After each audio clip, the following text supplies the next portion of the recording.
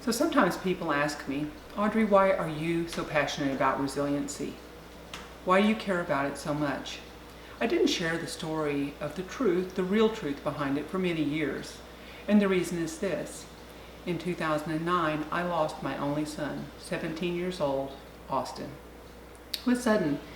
He went to a friend's house and he went to Jonathan's house all the time. I told him, please be home for dinner. It's your favorite, shrimp fried rice. He said he would. I got a call several hours later.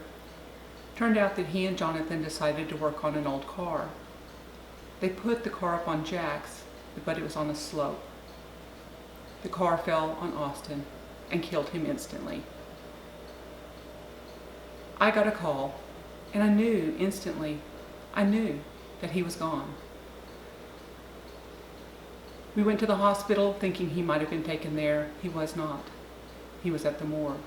I've never been through anything like that in my whole life. I can't even describe the feelings, the sense of loss. It's just there's this numbness at first. And you can't even believe that the sun still rises or that people can still laugh. I can remember being in Walmart and somebody heard some laughter and I thought, how dare they laugh? Don't they know? Can't they feel? Surely they can. But the world went on.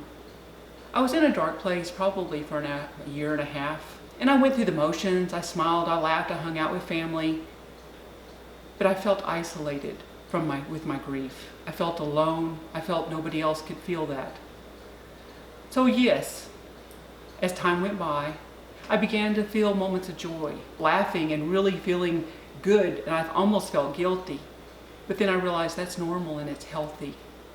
But it has made me really understand how resilient human beings can be, how the bumps in life, whether they be small or whether they be huge, we as human beings have the ability to overcome and find joy even after the deepest losses. I still think of Austin every single day. I miss him. I remember fondly camping. He had a huge boisterous laugh and sometimes I can hear that in my head, and occasionally I see him in my dreams, and those are my favorite.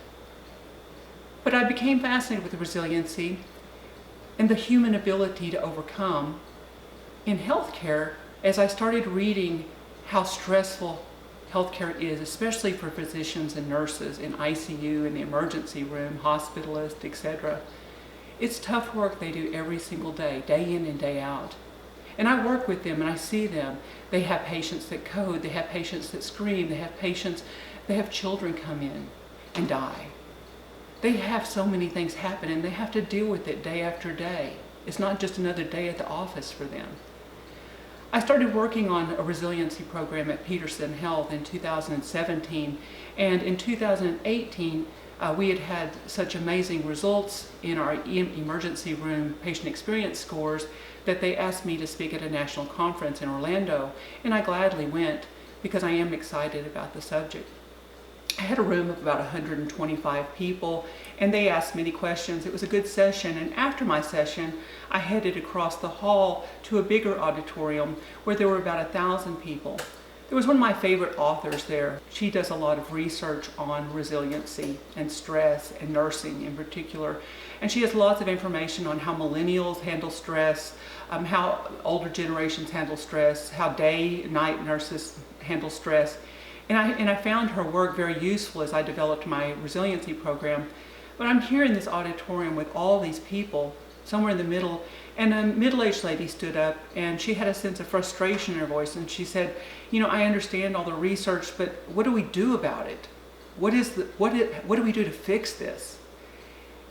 Another young nurse stood up and said, yes, I've been a nurse for a couple of years and I'm already looking at another profession.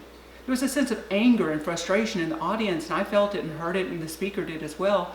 She was very gracious and handled it very, very well and gave them ideas. But that frustration and anger that was like in the whole group, this large group of healthcare professionals, just resonated with me and disturbed me. I went back to my hotel room and I told Tom, I said, Tom, what can we do about it? And he's like, I don't know. He's a physician, so he's in it too. I couldn't let it go. I barely could go to sleep. Finally did. I woke up 2 o'clock in the morning and all of a sudden it hit me. I woke up Tom and I said, Tom, I've got it. We've got to get up and work on this.